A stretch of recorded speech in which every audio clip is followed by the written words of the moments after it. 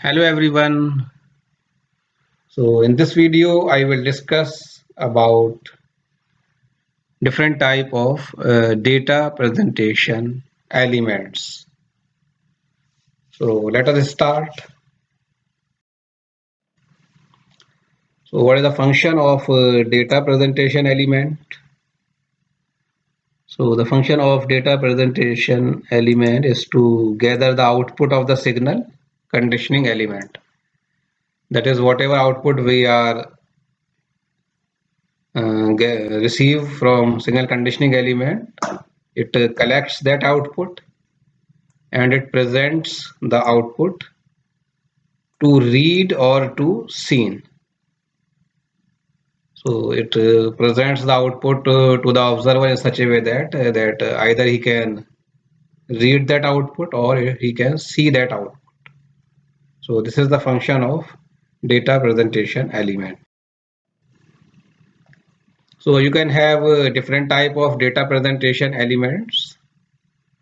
So most commonly used is pointer and scale type of arrangement. So you can find these type of arrangements in, say, this is ammeter. Then you can find this type of elements in your bikes. Latest recently they are also coming with some digital display, but most of them have this pointer and scale type of arrangement. Then you can find this in the pressure gauge, and this is how these pointer and scale type of arrangements work. Suppose this is the magnetic field which is created by these two magnets,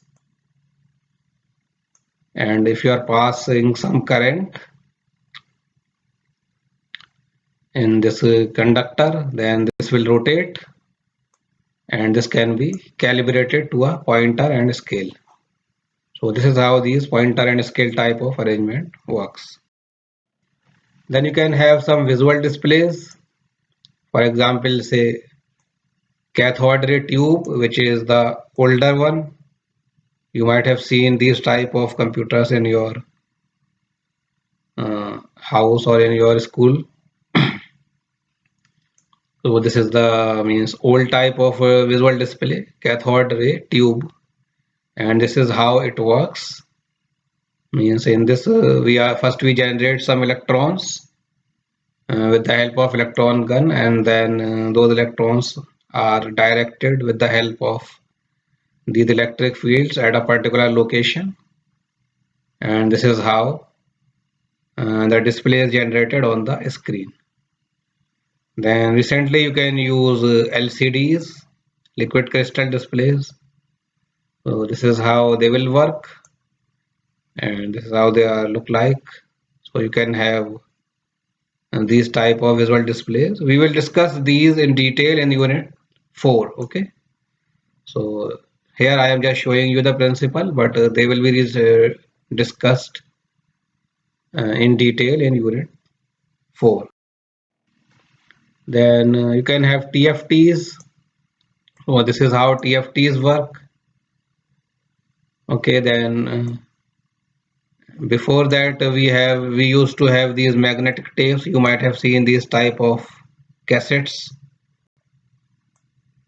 So in this the data is stored in the magnetic tapes, and this data can be retrieved from the transistors or some equipments that can be used to retrieve the data. Then other presentation elements are CROs. This you might have seen in the hospitals, cathode ray oscilloscopes, or in your physics laboratory also. So this can be used to say sine wave and cosine wave, different type of means waves you can see and also print by using these cathode ray oscilloscopes. So this you will find in your physics lab. Then at old means way back we these papers are you sorry this punch cards are used. These are the digital display punch cards. So they are used to display data. Then other options are graphic recordings. So these are some of the, some type of arrangements that can be used for the display of the quantity which you are measuring. Now your presentation elements, they have some desirable properties.